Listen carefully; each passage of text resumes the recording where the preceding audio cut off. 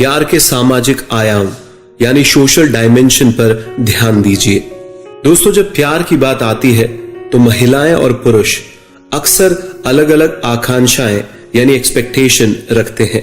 एक कमिटेड रिश्ता या सेक्सुअल एडवेंचर, बच्चों की परवरिश या व्यक्तिगत रूप से स्वतंत्रता, और ये सभी चीजें तनाव, निराशा या दर्द की भावना पैदा कर सकते हैं।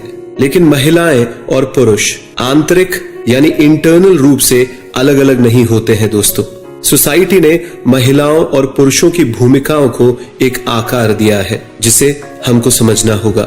महिलाओं और पुरुषों के बीच प्यार लंबे समय तक असमानता की विशेषता थी, लेकिन अब चीजें सुधर रही हैं। दोस्तों, यदि आप किसी बुक स्टोर में चले जाते हैं तो आपको प्यार और शादी पर लिखी गई पुस्तकों की ओवरलोडेड अलमारियां मिलेंगी। साहित्य का प्रसार इस बात का सुझाव देता है कि लोगों को एक उपयुक्त साथी ढूंढने और रखने के लिए कई मुश्किलों का सामना करना पड़ रहा है। लेकिन ऐसा क्यों है, आइए सुनते हैं। ये बात मनोवैज्ञानिक भी हो सकती है। कुछ लोग पार्टनर्स को अप्रोच करने में बहुत शर्माते हैं, या हो सकता है कि उनका अतीत एक बुरे संबंध के अनुभव से जुड़ा हो। लेकिन डेटिंग में कठिनाई के लिए कहीं ना कहीं सामाजिक कारण भी है, और इन सामाजिक कारकों का एक लंबा इतिहास है। महिलाओं और पुरुषों के बीच प्रेम को पूरी तरीके से असमानता के साथ देखा जाता है। मध्य युग से 19वीं सदी तक प्यार का कॉन्सेप्ट हीरोगिरी यानी वीरता तथा रोमांस के विचारों से ओवरलोडेड था। पुरुषों से महिलाओं की रक्षा करने की उम्मीद की जाती थी, क्योंकि उन्हें कमजोर माना जाता था और वे बदले में एक महिला के समर्पण की अपेक्षा कर सकते थे। इस समय के दौरान लोगों ने प्यार की एक अलग ही अवधारणा बनाई हुई थी, और उसमें उन्होंने महिलाओं के अंदर हीनता का भाव काफी गहरे तक बिठा दिया था। चूंकि महिलाओं को अधिक नाजुक माना जाता था, पुरुषों की भूमिका उनकी रक्षा करने की थी। इस तरह प्यार अपना पौरुष, बहादुरी और सम्मान को प्रदर्शित करने का एक तरीका बन गया था, जो कि जेंडर इनइक्वालिटी के खिलाफ एक मोर्चा खड़ा कर रहा था। पर शुक्र है, महिलाओं और पुरुषों के बीच असमानता इस आधुनिक युग में कमी आई है, जिसने प्यार की प्रकृति को भी बदल दिया है।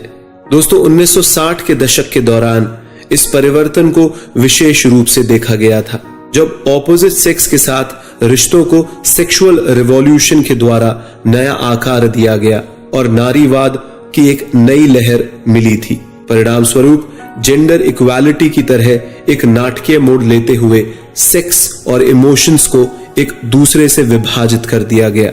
इसी समय सामाजिक तथा आर्थिक बदलावों ने विवाह में प्रेम को अधिक महत्वपूर्ण बना दिया।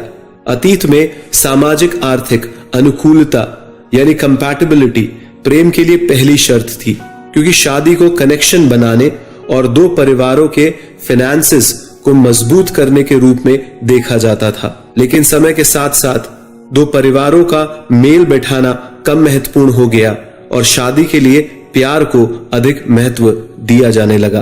दोस्तों, अपने जीवन साथी का चयन करने का तरीका मॉडर्न वर्ल्ड के साथ बदल रहा है। कल्पना कीजिए कि आपने एक लॉटरी जीती है और आप अपने जीते हुए पैसों के साथ मॉल में जाते हैं। अब वह धन एक वस्तु नहीं है, आप जो भी चाहें वह उस धन से खरीद सकते हैं। दोस्तों, कई मायनों में आज प्यार भी उसी के समान हो गया है। आफ्टर ऑल, पहले के समय में आर्थिक स्थिति की मजबूती वैवाहिक निर्णय लेने में सबसे मुख्य कारक थे, लेकिन आधुनिकता के साथ साथ जीवन साथी चुनने के लिए नए मापदंडों ने शादी के बाजार में प्रवेश किया। ऐसा एक फैक्टर आकर्षक यानी अट्रैक्टिव दिखना भी है। दोस्तों, समय के साथ सौंदर्य यानी आपकी ब्यूटी इतनी महत्वपूर्ण हो गई कि उससे किसी पार्टनर की सामाजिक आर्थिक स्थिति बढ़ाई जा सकती है, या उसके अच्छा ना दिखने की स्थिति में वही चीज कम भी हो सकती है। कैथरीन हाकिम द्वारा किए गए शोध की बात करें तो वह ये बताती है कि उच्च विद्यालय में जो लड़कियां अच्छी दिखती हैं, यानी कि खूबसूरत और अट्रैक्टिव होती हैं, उनकी शादी पहले होती है, और यह कह सकते हैं कि उनके पास शादी करने के बेहतर मौके होते हैं, विकल्प होते हैं, उनकी चॉइसेस बहुत होती हैं, और 15 साल तक के औसत समय के लिए उनके कम आकर्षक सहकर्मियों की अपेक्षा उनकी औसत घरेलू आय अधिक होती है। तो दोस्तों कल्पना करें कि आप एक पार्टी में हैं और वहां दो आदमी हैं, एक आकर्षक और गरीब, अन्य आदमी अमीर और बदसूरत। आप गरीब व्यक्ति के साथ घर जा सकते हैं क्योंकि वह सुंदर है। उनकी सामाजिक आर्थिक स्थिति उसके अच्छे दिखने से बढ़ जाती है। यही हो रहा है आजकल कई जगहों पर, आप देख भी सकते हैं। लेकिन दोस्तों जब एक जीवन साथी चुनने की बात आती है तो उसके मापदंड ही बदल जाते हैं। वह सिर्फ अच्छा दिखने पर ही निर्भर नहीं करता। लोगों की आर्थिक तथा करियर के रूप में सेटल होने की उम्र भी अब शिफ्ट हो गई है।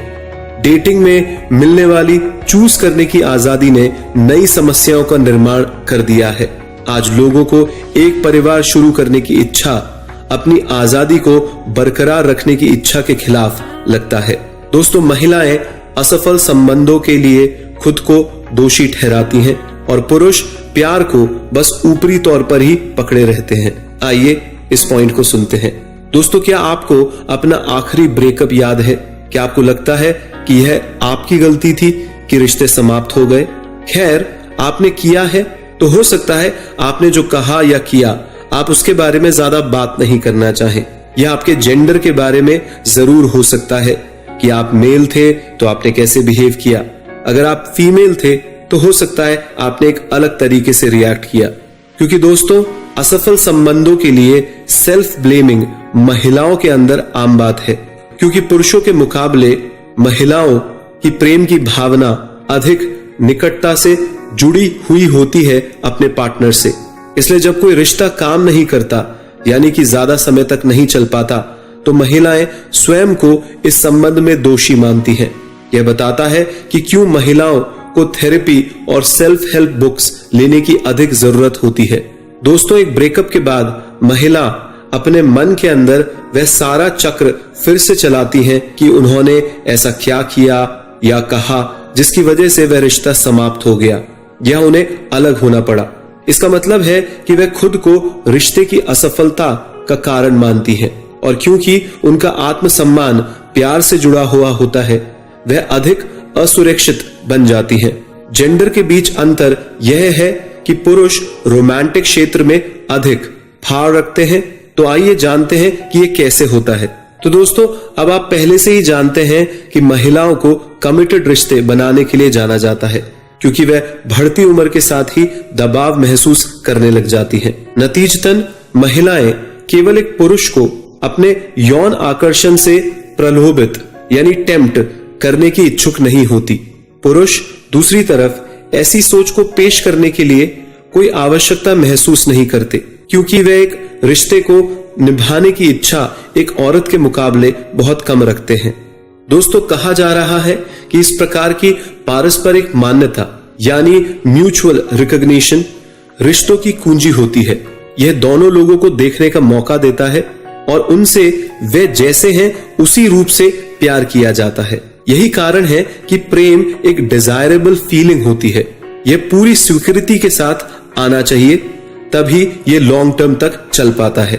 प्यार तेजी से रैशनल यानी तर्क संगत हो गया है। मैं फिर रिपीट करूंगा दोस्तों, प्यार तेजी से रैशनल यानी तर्क संगत हो गया है।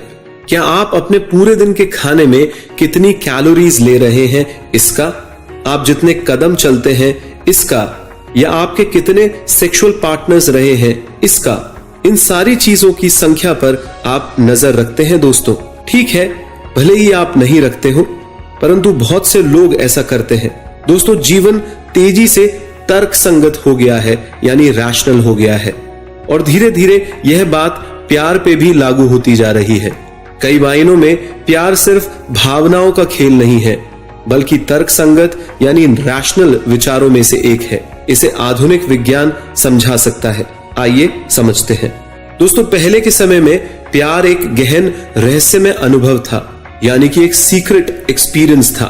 लेकिन 20वीं शताब्दी में विभिन्न वैज्ञानिकों क्षेत्रों का उदय तेजी से रैशनल स्पष्टीकरण प्रदान करता है यानी रैशनल क्लैरिफिकेशन प्रेजेंट करता है जीवन विज्ञान ने प्रजनन के लेंस और मानव जाति के अस्तित्व के माध्यम से प्यार समझाया है। फिर मनोविज्ञान और न्यूरोसाइंस जैसे अन्य क्षेत्रों ने न्यूरोकेमिस्ट्री और सेक्स ड्राइव के संबंध में प्यार को देखना शुरू किया। इन वैज्ञानिक सिद्धांतों ने रहस्यमय आभा को ध्वस्त कर दिया जो प्रेम से घिरा हुआ था। दोस्तों, इसलिए कोई आश्चर्य नहीं है कि प्यार और संभोग यानी कि सेक्स तेजी से रैशनल हो गए हैं। बस इस तथ्य पर विचार करें कि पूर्व आधुनिक समय से 20वीं शताब्दी तक दोस्तों का चयन केवल उस दर से रैशनल था जिसने दहेज की आवश्यकताओं को निर्धारित किया था। रैशनल विचार वहां बंद हो गया और पहले उपलब्ध मैच को अक्सर चुना गया। इसके विपरीत आज लोग केवल किसी को भी अपने पार्टनर के रूप में नहीं देख लेते हैं, लेकिन अपने सोलमेट की तलाश बहुत दिल से करते हैं, जिससे ऑनलाइन डेटिंग में तेजी से वृद्धि हुई है। यह प्रक्रिया अत्यधिक तर्कसंगत है क्योंकि यह लोगों के बीच सिमिलैरिटीज, सेक्सुअल प्रेफरेंसेस, हेल्थ और एजुकेशन जैसे मुद्दों पर आधारित है। ऑनलाइन डेटिंग से लोग वास्तविक जीवन से अधिक संभावित मित्रों से बातचीत कर सकते हैं। इस तरीके के एक व्यापक पूल के साथ लोग अपने विकल्पों के बारे में और अधिक सावधान हो सकते हैं। तो प्यार अधिक रैशनल हो गया है दोस्तों, मैं फिर दोहराऊंगा। लेकिन यह लोगों के दैनिक जीवन को कैसे प्रभावित करता है, हम अपने अगले पॉइंट में इसको सुनते हैं। दोस्तों, जब प्यार की बात आती है तो इंटरनेट और मीडिया लोगों को निराश ही करते हैं। दोस्तों, कल्पना कीजिए कि आप छुट्टी की योजना बना रहे हैं। आप ऑनलाइन कुछ समय बिताते हैं, सफेद रेत समुंदर तटों के चित्रों को देखकर उधर पास ही के एक होटल के कमरे को बुक कर देते हैं। लेकिन जब आप वहां पहुंचते हैं तो समुंदर तट प्लास्टिक की बोतल से भरा हुआ होता है और वहां का स्टाफ भी बेहद बुरे मिजाज का होता है।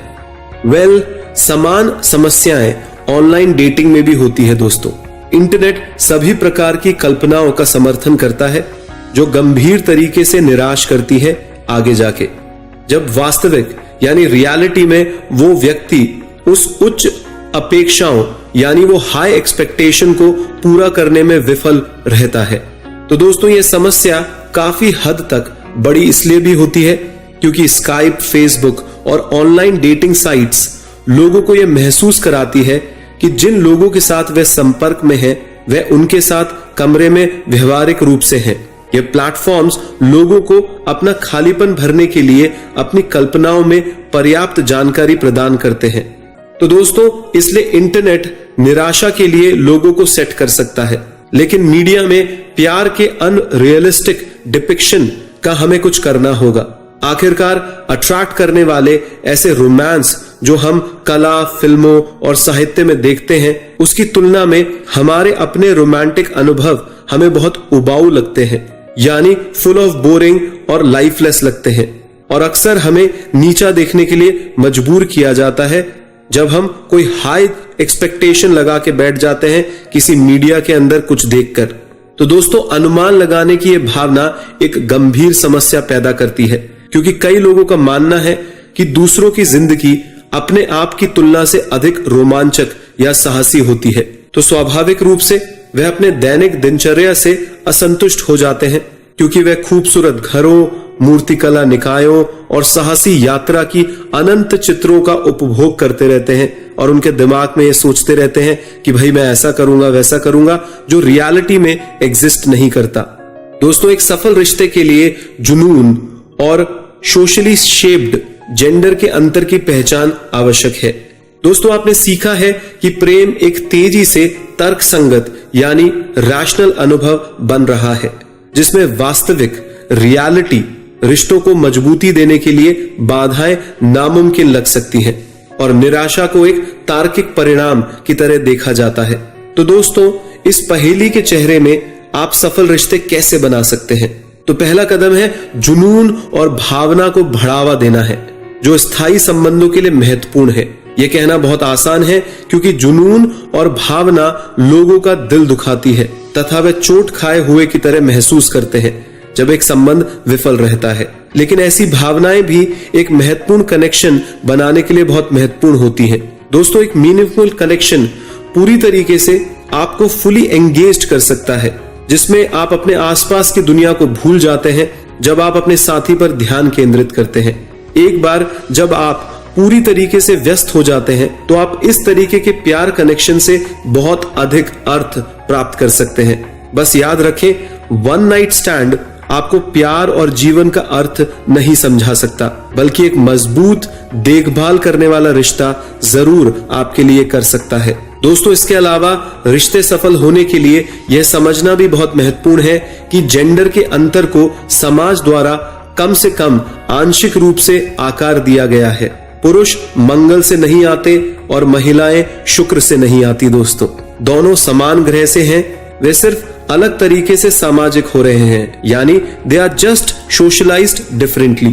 तो इसका मतलब यह है दोस्तों कि पुरुषों की साइकी स्वाभाविक या भावनात्मक रूप से दूर नहीं है।